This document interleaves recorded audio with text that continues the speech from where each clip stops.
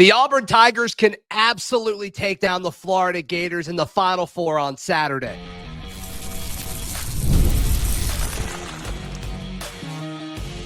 You are Locked On Auburn, your daily podcast on the Auburn Tigers. Part of the Locked On Podcast Network, your team every day. Hey there, what's up? Welcome into the Locked On College Basketball Podcast, the only daily national college hoop show out there. It is Thursday. We are 2 short days away from the national semifinals. We're your host, Isaac Shade, and this is my guy, Andy Patton, sitting on the bottom row if you're watching on YouTube, because we got our guys, Zac Blackerby and Brandon Olsen, the hosts of Locked On Auburn and Locked On Gators. Oh, baby, it's a left side of the bracket breakdown. These SEC foes are going at it. We're going to get to that in just a second because you're joining us at the place to get your college basketball content every single day. It's all part of the Locked On Podcast Network. Thank you so much for making us your first listen or watch. Want to remind you can catch every episode ad-free on Amazon Music. Special shout out to all the everydayers joining us and, of course, our great Locked On College Basketball Discord family. This episode's brought to you by FanDuel. Right now, new customers can get $200 in bonus bets if your first $5 bet wins. I would never have such luck, but maybe you all would. All right, gang, here's how we're going to handle this left side of the bracket breakdown today. If you were with us on Wednesday's show, we did this with the right side with Parker Ainsworth and JJ Jackson, the great host of Locked On Cougs and Locked On Blue Devils. We just took it one team at a time. When this team has the ball, when the other team has the ball, what are we doing? And then we'll look X factors, predictions, and all of that great stuff. I can only imagine Zac is going to take the Gators to win, and Brandon will do the same with Locked On Auburn. I mean, that's clearly how this is going to go. All right, we got to start. I almost left. Number 1 overall seed, which things have gotten messed almost up. Bashed here. all that glass behind him. Yeah, I almost just throwing it across the kitchen. If that, for those not watching, Brandon just has shelves of alcohol behind him right now. In gonna make a martini. Are those decanters? I don't even know what you call them. If you have to ask, you can't afford it. All right, fair. Oh my gosh! Wow. Look, why are we switching? I hit a FanDuel parlay. The number 1 overall seed is supposed to be in the top left corner on this video, and I don't know why anyone's trying to move it around. This is tomfoolery, and I'll not stand for it. All right, we got to start with Auburn. When they have the basketball, what's going to happen? But Zac, before we can even come close to hitting that, we got to get an update on Johni Broome. Let's timestamp it so we know where we're at. It's Wednesday, 12:58 p.m. Central Standard Time. And so, Zac, where are we at right now with Johni? Yeah, Bruce Pearl's messaging on this has been pretty consistent, especially earlier in the week. Sounds like he was going to miss 2 practices for Auburn and then return back to action on Thursday. And so, as this show drops throughout our channels and feeds on Thursday, I'm expecting Johni Broome to kind of get back into practicing with his teammates. Look, I'm not concerned about this. Like, whether Auburn or Florida wins on Saturday, I don't think Johni's health will be the reason why either team wins one way or the other. I think a lot of these practices at this point of the season are mental. They've played Florida before. They've got a game plan already in place. Offensively, Johni Broome knows the system better than anybody. And also, guys, just the fact of the matter that he came back in. He came back in after missing those 5+ minutes, was effective on the glass, and drains a 3. An incredible moment for Auburn basketball fans. The fact that he came back in is why I'm just not really that concerned about it. Yeah, I would agree with you on that, Zac. Obviously, him coming back onto the floor is a pretty good sign that things are going to go in his favor for this game. But you talked about Auburn having a strategy offensively kind of coming into this game, obviously having already played Florida this year. What do you kind of expect to see Auburn do? Is it kind of the same as what we've seen from Bruce Pearl's offense throughout the season? Are they going to do anything a little bit differently, knowing Florida has, perhaps a little bit more size in the front court than some of the other teams they've played up to this point in the tournament? Kind of what are you expecting to see from them on that end of the floor? I don't think we've really seen Auburn deter from what they want to do offensively based on the size of their opponent. I mean, that was the big thing about Michigan. It's like, oh my goodness, they've got these 2 behemoths down low. What's Auburn going to do? And they still went to Johni Broome early. Michigan State, a little bit different story. They went to Johni Broome early, and it was just like they couldn't do anything to stop them. It was insane. It was incredible. It was. I'm expecting them to do the same thing early with Florida. The big question is like, okay, Johni Broome's going to get his, we assume. If he doesn't, Auburn's in trouble on Saturday. No. Who's the next guy? Is it Tahaad Pettiford, who's the only other player who had double digits against Michigan State, but he only had 10? I kept waiting for a Miles Kelly or a Denver Jones or a Chad Baker-Mazara to pop, and it just didn't happen. So they're going to need one of those other guys to step up. I think Johni Broome's going to get his 15 to 25 points, depending on how often they go to him and the foul situations and his availability and all that. But to me, it's okay. Who on the perimeter steps up? That to me is the biggest question. Yeah. And so, go ahead, Brandon. Go ahead. I was just going to say that Miles Kelly's the guy that I keep thinking about with this game, just because in their first matchup, he had 22 points in that game. And I think that he had more open looks than he converted. And so if he's going to keep getting those open looks, I wouldn't expect him to not convert those in a game like this, in a situation like this. So he's the guy that I kind of look at. And yeah, Tahaad Pettiford, I feel like he's been. I think it's Tahaad, Brandon. I think if Auburn, he's been going. He's been nails, and he didn't really have that much larger of a role against Michigan State. I mean, nobody outside of Johni did. You saw guys try to volume it up a little bit. They just didn't fall. But to me, I think if Auburn wins this game, it's because Tahaad pops off. I think he's the guy that needs to step up next to Johni Broome. And we've seen him do that all season long, Zach. Let's go all the way back to that game in the Toyota Center in Houston. That was the plane fight game where, yeah, right. Good grief, how far we've come. Anyway, well, I don't want to get derailed by that, but legitimately, from that moment, I was like, Tahaad Pettiford is an absolute dog, right? Good luck. But the thing is, as we look at then how does Florida stop it? The Florida stable of guards is so deep to be able to do that defensively, as is the front court. And Brandon, that's where I want to go. I remember a lot during the Florida Texas Tech game last week. Darion Williams from Texas Tech, obviously a lot smaller than the front court of Condon and Houck and stuff, but they kept ISOing him and he went bully ball and had his way. Johni's got inches and weight on Darion Williams. Do you see Auburn potentially being able to do the same, or how does the front court stop that? If they don't at least try to do the same, then that's an absolute failure. I mean, with the pick and roll, Texas Tech was having success whenever they wanted to. They were posting up, and it was effective every single time. Alex Condon's plain and simple just needs to step up. He played great against Auburn the first time they played. I mean, Johni Broome had an off night with that game, or off day because it was a day game. But I mean, Alex Condon needs to step up. Ruben Chinelu needs to step up. Defensive rebounding needs to step up. I mean, this is a game where what Auburn's going to do because they're Auburn. They're going to take that approach. They're going to go with that game plan that they're always going to go with, especially against a team like Florida. And it's just about Florida. Can you actually answer? Because right now, points in the paint, I mean, they've been horrible protecting the paint. They've been horrible getting defensive rebounds for this whole tournament. They've gotten worse as the year's gone on. And it's going to give me an aneurysm at that point. But I feel like Alex Condon, Ruben Chinelu, I don't expect Thomas Huck to go out there and play good post defense. He's there, but he's 6'9", and that feels a little generous. And so I don't expect him to go out there and protect the paint the same way I would expect Alex Condon or Ruben Chinelu to do so.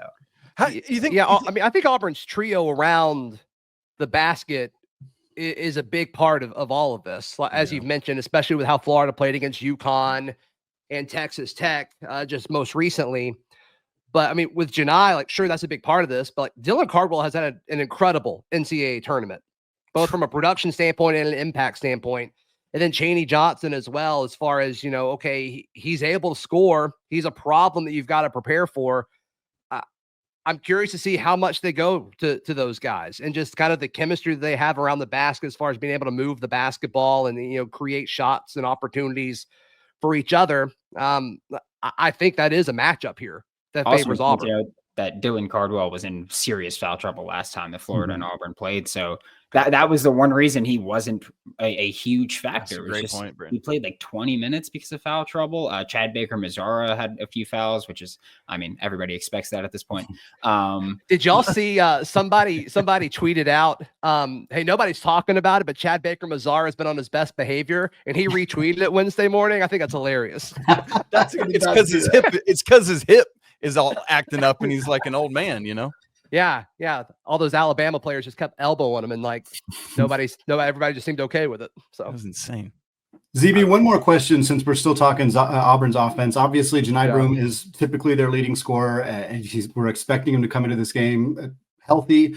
Do you expect that to be the case where he is the player who leads Auburn in scoring? Do you think maybe Tahaad Pettiford ends up being the guy, or could it be somebody like Miles Kelly? Could he come out and have a big game and ultimately be the guy who leads the Tigers in scoring in this one? Yeah, I mean, obviously, Johni Broome needs to be effective. He needs to be in double digits. I think he needs at least 15.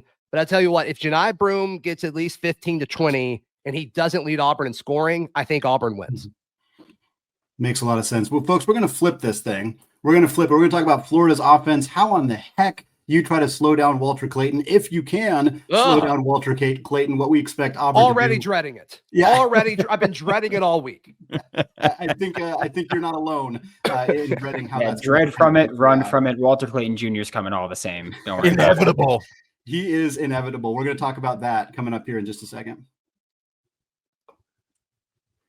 But first, folks, if you're like Isaac and I, we have been staying up late all month long here covering the NCAA tournament. If you're feeling that lost sleep, then 5 Hour Energy has your back. The extra sunshine means more time for fun, but sometimes you need a little boost to power through this month. Whether you're staying up late watching the tournament with us, joining us on those lives late night, we appreciate all of you. Maybe you're squeezing in an extra round of golf after work, or you're just trying to keep up with your busy day. Either way, 5 Hour Energy gives you that quick, refreshing pick-me-up whenever you need it. Like I said, Isaac and I I don't think we've gotten more than 5 hours of sleep. At least I can speak for myself. I don't think I've gotten 5 hours of sleep in the last month or so. And 5 Hour Energy is the jolt that I need to help me keep me going into the next day, whether I'm at a game, whether I'm traveling to Dallas for the Bracket Breakdown shows. 5 Hour Energy is easy to grab, helps keep me feeling refreshed. So folks, head to 5hourenergy.com to find over 15 flavors to choose from. They got watermelon, they got blue raspberry. I know Brandon's got a flavor that he's been trying out right now. What flavor is that, Brandon? What flavor is that? That title twist was actually pretty good. First time was I ever it really? had it. First time I ever had it. Describe title twist to us, just real quick. Have you ever tasted heaven? I actually have. It was the wildest thing. That's what title twist is flavored like. How about that? I got to get some title twist. Holy I need cow. title twist. Well, folks, if you need one now, you can grab a 5 Hour Energy shot at your local grocery or convenience store. They're literally everywhere. You find them anywhere you go to get some groceries. So stock up today and stay energized. All right, folks, still here with Isaac Shade, still here with Brandon Olsen, the host of Locked On Gators, as well as Zac Blackerby, the host of Locked On Auburn, getting you ready for not only a rematch between two SEC foes, but a Final Four matchup. We know we're going to get at least one team from this dominant conference in the national championship. I say at least, we're going to get one team from the SEC in the national championship. What scenario? Conference realignment has gotten out of control. You never know. Going to be one. So let's kind of flip the script a little bit here like we were doing earlier. We're going to talk about Florida's offense. Brandon, we'll start with you. What do you expect Florida to do? Again, kind of similar question. Are you expecting anything different? These two teams have played each other. Obviously, Florida won that matchup. So is it kind of just going to be par for the course? We're going to try to do what we did last time and adjust to Auburn, or do you expect them to do anything maybe a little bit different in this one? I expect them to stick relatively par for the course. You know, this is what got you here, right? Playing this brand of basketball has gotten here. I would hope that we see them play kind of similar to how they've tried to play lately, where I do feel like they've gone, hey, you know, maybe we'll kill the pace a little bit, just to protect the ball more, because they were turning the ball over a ton throughout a lot of this tournament. But I do expect them to say, hey, Walter Clayton Jr., like this is your time. Go at it. I know that there's a lot of Florida Gators fans that all of a sudden are like, oh, just start Thomas Houck. Don't do that. He should have been the 6th man of the year. Don't change things that are working. You're a 1 seed in the NCAA tournament. You're in the Final Four. Don't change anything that you don't need to change there. Walter Clayton Jr., he's the driving force of this offense. He's as cold-blooded as they come. And I mean, he's showing up in a huge moment. He's showing up, and I would expect him to try to take the lead again here, and maybe try to attack the paint a little bit more off the dribble. I feel like he's had success getting there. I sent a message about 2 games ago where he was getting some whistles that he probably shouldn't have gotten, and I was like, okay, he's getting the superstar whistle. Like he's getting the superstar whistle, so he should keep trying to do that. And Auburn's bigs get them in foul trouble if possible. Zach, yeah, I've been trying to process something. I've been trying to process something all week about this, and I've been waiting to ask you, so I'm not going to let you interrupt me. Please go ahead. Obviously, Denver Jones is the best perimeter defender for this team. He's 6'4" to Walter Clayton 6'3". Have you seen Bruce Pearl do a thing where he might even though Denver's the best perimeter defender, he might use the superior size and length of Miles Kelly or CBM at 6'6" or 6'7" with one of those guys on Walter Clayton instead of Denver Jones. Yeah, Auburn switches so well defensively, especially like 1 through 3 with the 3 guys that you just mentioned. They switch so well. To me, what I was about to say is like everybody's talking about Johni Broome and his health, that being means, bullet point in all this and the relationship between the head coaches and all that. The most important thing in this game, I think, is Walter Clayton versus Denver Jones. I think that's going to decide who wins this basketball game. And I think down the stretch, Denver Jones defensively has been phenomenal. He's been incredible. And in some cases, he's really helped Auburn stay in it, especially when Auburn has gone through some of these stretches where the offense hasn't been able to keep up with the defense. To me, I think you put Denver Jones on him. And if you have to switch to a CBM or a Miles Kelly, I think that's totally okay. But Denver Jones's perimeter defense is a big part of what got you here. I mean, talking about like with what Brandon said, like duo got you here. Putting Denver Jones on the best perimeter scorer is a big part of what got Auburn to being the number 1 overall seed and to being in the Final Four. So like, I understand the size matchup and CBM and Miles are going to have reps against him for sure. But I think you start the possession with Denver. I was going to ask because Andy, Isaac, you guys are way more basketball knowledgeable than myself and Zach. Is there any reason or logic behind saying, hey, let's not put our best perimeter defender on Walter Clayton Jr. because we know that Florida's going to go with their dribble handoffs and their screens and we switch so frequently. So could we not set it up to go, hey, well, based on those screens, eventually Denver would get on to Walt instead of starting on him and then switching off when Florida inevitably runs their action? Go ahead, Andy. I think that's kind of part of the chess match in some ways. Like, yeah, I think if Florida found, and you see that more in the NBA, I think NBA is much more matchup specific where they're just like, all we're caring about is getting enough screens, enough dribble handoff actions where we have an advantage. And college coaches don't do that as often. I don't know if that's going to change. It seems like in some ways we already seen teams do that. But I would think if Auburn found themselves in a situation where every possession started with Denver Jones on Walter Clayton Jr. and within the first 5 to 8 seconds, there was a switch and somebody who was not as good of a defender was guarding Walter Clayton, that, yeah, maybe they would start to try to make a change there. And anything you can do to disrupt Florida. So if you decide to put, Miles Kelly on Walter Clayton immediately, knowing that, hey, if they do any screens, we'll switch and we'll get Denver on him, then Florida has to adjust and maybe they just start going one-on-one or they start, trying to attack differently. But at least if you're Auburn at that point, you've made Florida do something different. You're throwing them out of their routine a little bit. So yes, I think there is an answer, or there is a situation where maybe that happens, but it's a risk because, again, trying to get Florida out of their rhythm is one thing, but disrupting how you typically play defense or starting out defensively with maybe more of a mismatch is a pretty significant risk in a Final Four game. So I do think that is an interesting kind of element to this game that could come into play. And I think too, even, looking at Florida and comparing it to the previous game, Elijah Martin didn't play in that game. And he's one of the best guards for the Florida team outside of Walter Clayton. So Auburn didn't have to deal with defending Martin and Walter Clayton. And now they do. And I think that is going to create a different dynamic that I'm wondering if Zach or Brandon, if either of you want to kind of talk about what Martin being in the mix might mean for this game.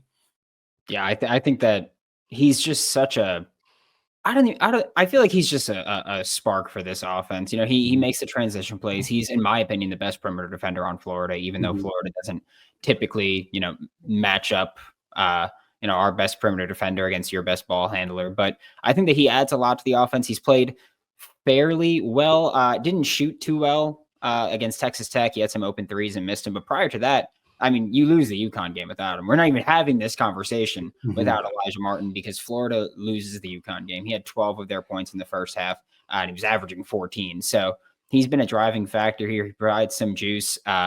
Three ball, again, wasn't hitting against Texas Tech, but every other game in this tournament, he's been connecting on his threes, his free throws. He's been playing lights out, and he's the only guy on Florida's roster that has that Final Four experience already from when he was with FAU.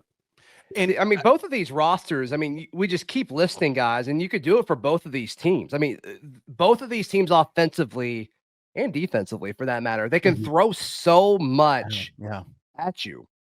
And so to me, it's like down the stretch. Okay, who's going to make these big moments? Yeah. Who's going to be able to capitalize? And so far, I mean, Florida has escaped, a potential upset twice in this tournament against UConn, and then what they did against Texas Tech was unbelievable. Auburn hasn't been in that situation yet with this tournament. Like, they were down big against Michigan early in the second half, and they went on an incredible 20-2 run or whatever. But it wasn't a similar situation, and at that point it was all Auburn. So in the final few minutes of a tournament game, this team hasn't felt that yet, and so I got a feeling they are going to feel that in this one, because I think it's going to be close regardless of who it is. I think it's going to be close with a few minutes left, and I think one of the two teams is going to pull away in the final few minutes, and it may not look as close as the game actually was. That's just my prediction on this, but I think it's going to be interesting to see how does Auburn respond in that situation, because they haven't really done it yet outside of that Michigan thing, but that happened with 12 minutes left to go in the game. And I feel like always in these high profile games, it's easy to focus on the Walter Claytons and the Johni Broomes, and we forget that we're talking so much about how do you defend Walter Clayton that you forget that you guys talked about Elijah Martin, and then we've got Will Richard, and that backcourt is so insane that any of those three dudes could do this for Florida. And so you're going to need all three of the Auburn backcourt defenders, and along with Tahaad when he comes in, and everyone to pitch in on that. It just, so as you just said, Zach, so many fun matchups all over the place. I cannot wait to see how this happens. Can Condon pull Dylan Cardwell, pull Chaney Johnson out to the perimeter and force them to defend in space, all this great stuff. So BO, I want to ask you the same question that Andy asked Zach. In your opinion, who leads Florida in scoring in this basketball game? I mean, it's Walt. It's Walt. There's just, if it's not Walt, I'll be floored. It's just, he's going to get, pure volume wise, he should be the leading scorer. He's going to get more looks than anybody else. No matter what you do, he's going to get his looks. Similar to the Cooper Flag, Johni Broome up. Do you just let him get his?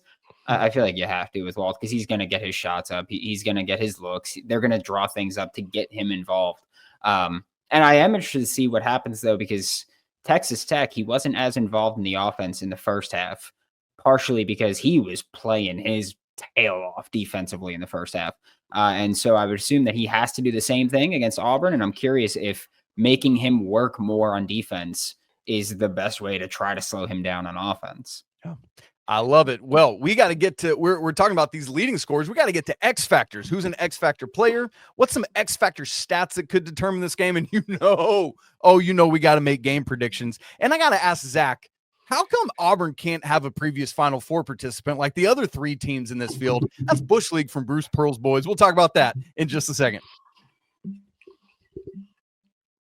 Right after I tell you about our good friends at FanDuel. Man, March Madness is here, and FanDuel is giving you the chance to get in on the action like never before. Right now, new customers can get $200 in bonus bets when your first $5 bet wins. That's $200 extra bucks to use on everything from buzzer beaters to Cinderella stories, and even which team is going to cut down the nets Monday night. Will it be one of these guys, or will it be Houston, or maybe the Fightin' Dukies? That's kind of funny to call them that. We're down to the final four teams remaining, and there's plenty of exciting lines to bet on. In this game, Florida, 2.5-point favorite over Auburn. The line in the Duke-Houston game has just grown a little bit. Now Duke is favored by 5.5. Who you guys got in that one? Duke. Duke. Andy, I love Houston, but I'm taking Duke. All right, same. We love you. The FanDuel app is simple to use, and the great news is that when you win, you can get paid instantly, no waiting around for those funds to come in. So check it all out at FanDuel.com for your shot at $200 in bonus bets and get in on all the college hoops action all tournament long.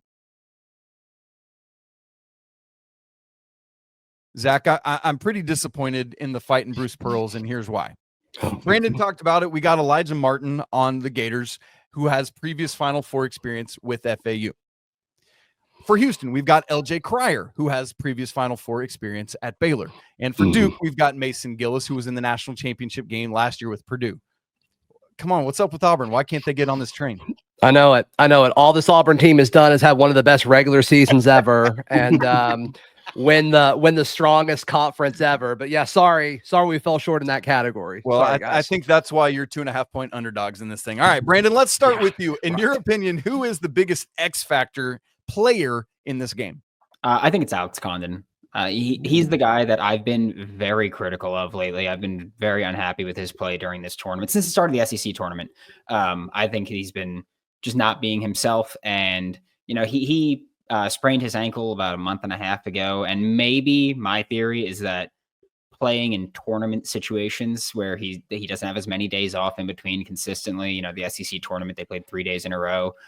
March Madness, they've played 2 games, get 4 days off, played 2 games, and that kind of, maybe that's adding a little bit to the fatigue. He also banged it up again against Maryland, but I need him to be able to protect the paint the way that he did for much of the year. I need him to work on the glass the way he did for much of the year. And again, against Auburn, the first time, he was a big factor in slowing down Johni Broome. And Johni Broome, similar to Walter Clayton, is going to get his looks. Whether or not he's open, he's going to get his looks. Like, he's going to take his shots. And I think for Florida, Alex Condon has to be the guy that disrupts that. I think he's got the length and the size to actually compete down low against Johni. And he's got to be on his A game, which he hasn't been in about 8 games now. My biggest takeaway from that whole thing is that you're a tournament guy. I'm a tournament guy. Andy, Zach, how do you pronounce that word? Tournament. Yeah. It's a Northeast thing, BO. Okay. Yeah, well, there we go. I almost did something to the camera that would have gotten me in trouble, but just know that I'm so proud of you. Like, what restraint? You sir, you and Chad Baker Mazzara, just growing up. We love look this at us. We show up during the tournament. Zach, who's your X factor for this one, man? I guess I'll go Chad Baker Mazzara. Yeah, if he doesn't elbow drop anybody, then maybe they got Hey, he hasn't been ejected in a few weeks now, up to this point. He's a guy who's capable of erupting offensively and scoring in waves, and it hasn't really happened in the tournament, and it hasn't deterred him from taking shots and attacking the basket. Auburn needs those to fall. Auburn needs some offensive production from Chad Baker Mazzara. You can't take him off the floor because he's such a good defender. He's so long, and he can really guard 1 through 4 if you really need him to. And you can say that about a lot of guys on Auburn's team. So I'll go with Chad Baker Mazzara just because he's been kind of quiet, and in some cases that's a good thing. You'll take some of that, with Chad Baker Mazzara flying under the radar. But when Auburn was their best this season, it was when Chad Baker Mazzara was scoring. And so they need a good game from Chad. How's his hip? Any update on that? I mean, he's playing plenty of minutes. He seems fine. Yeah. So, B, I'll go back to you on drops the leg on. We'll see how it is. Then. That's right. B, I'll go back to you for another X factor question, more of a stat thing. Is there a specific thing you're looking for, whether it's rebounding, 3-point shooting, et cetera, that you think Florida needs to do? Like, what is the most important kind of factor for them in terms of getting a W here? It's defensive rebounding. I mean, you look at, and I will throw some stats at you for a second, where during the season, they allowed an offensive rebounding percentage of 26.16%. Then during conference play, so regular season, 27.7%. And then the SEC tournament, Florida allowed an offensive rebounding percent of 28%. And in March Madness, they've allowed an offensive rebounding percentage of 31.5%. And so they've gotten worse as the year has gone on. And Auburn's a team that they're going to hammer the offensive glass. And so Florida's had the size advantage in a lot of these games. And so it's not about that. It's just you have to put in the effort. And outside of Thomas Houck, I've been disappointed with some of the effort we've seen on the defensive glass. So is Auburn able to capitalize on that? And I think that's there's 2 ways to that. One, they get it under and they draw a foul, and they haven't been great at shooting free throws down the stretch, even going into the regular season. So what does Auburn do in that situation? Or when they get it, do they kick it back out with a potential, second chance point opportunity there from a Miles Kelly or a Chad Baker Mazzara shooting it from deep? Like, do they capitalize on those? And it's just been very hot or cold with his team. And so can they capitalize on all that? Yes, then you know you All right, I'm done. I think I'm done. I think the show's over. Katie's awesome, man. What are you talking about? What her singing is the issue. I'll lay out then. Zach, you got an X Factor stat, or was that yours? No, I don't have one. I did not come prepared for that. My bad. I would like to say that is just so rude from Zach to insult the Grammy snub for Please Come Back Leaky Black. That is incredible that you I was would thinking about snub that his the other season day, like actually. You know That was what? incredible. I just told Andy the other day, I'm actually working on a transfer portal song right now that is basically Wake Me Up When September Ends, but it's called When the Portal Ends. It's going to be a banger. I'm just telling you. Another Grammy. Wake us snub up when coming it up. starts, because we're still playing games here. So, we're not doing too much there. Yeah. Well, not true for the Zags or for the Tar Heels. That's why Andy and I are doing what we're doing. All right, guys, this game tips 6:09 p.m. Eastern time. That's a guarantee because we ain't got no other game we're waiting on before it. It's a nice round number there, 6:09. You know that Raf is going to be right on there with Ian Eagle. It's going to be great on CBS. Florida favored at our friends at FanDuel by 2.5 points. How's this going? Florida's covering. Thanks. I would say if you're betting on Auburn, don't bet on Auburn plus 2.5. I would take the money line because I think whoever wins this game, I think they win it definitively. I don't think this is a 1 or a 2 point game. I think whoever wins this, like they win it in the last 5 or 6 minutes of the game. What we've seen from Florida in the tournament down the stretch, UConn and Texas Tech, they didn't have the horses for the full 40 minutes. I think Auburn does, and I think Auburn wins the last few minutes of the game, and I think they win by a few possessions. Didn't have the horses when Florida didn't have Elijah Martin, but okay. It's fine. That's fine. Nor Handlockton, right? I think it's great how important a game that 2 months ago, like I'm glad that means so much to you. It's the only time we have the head-to-head here. That's it. Great. Sadly, excuse me for using the context available. Thanks. Yeah. Folks, that's going to wrap it up for us today. I love the debate. I love the conversation. I'm really excited for this game. I think it's going to be incredibly fun. I'm obviously excited for Duke Houston too, but I think that this game is going to be. Who did y'all pick? Are we the only ones picking? Rock. You want to hear our picks? Isaac, who's your pick? Go first. I got Auburn straight up. Straight up for Auburn. Sorry, B.O. No, we're not friends anymore. This is what I say. I cheer for my bracket. Auburn is my champion in my bracket. I'm just doing what my bracket tells me to. Which is hilarious because I earlier said Duke, even though my bracket says Houston. So I guess I'm going against my bracket, You're unfaithful to your bracket. Well, I guess I'm going to continue that trend because in my bracket, I had Houston playing Florida. So I guess I'll also go with Auburn. Go with Auburn. How does it feel? I'm surprised. How does it feel knowing that you're all going to be wrong? That did not go how I was expecting it to. That's great. Me neither, awesome. Zach. I thought we were friends here, but I guess not. All right. Bio's never coming on the show again. Nope. He's done with us. Never. You won't need him for a national championship preview, so that's fine. Folks, thank you so much for making the show your first listen or your first watch of the day. We appreciate every single one of you out there checking out the Locked On College Basketball Show. Those of you who checked out the Amazon Fire TV bracket breakdowns as well, very much appreciate that. We got a few more of those coming your way. We got more shows coming up this week as well as we get ready for these Final Four games on Saturday and, of course, the National Championship on Monday evening. Thanks again, folks. Have a fantastic rest of your day. Go Gators, go Tigers. And until next time, peace out.